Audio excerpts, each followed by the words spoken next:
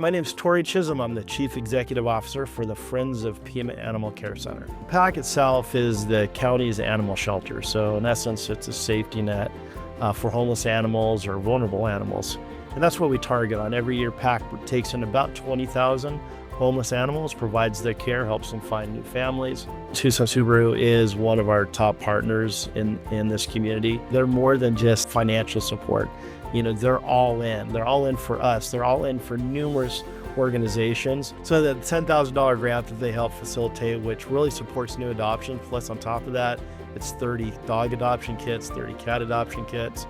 But really at the end of the day, those dollars help those animals be ready for their new home. So whatever we can do to really bring those families and those pets together, it's like every day we're making new families. Subaru loves pets. Well, I would tell you pets love Subaru too.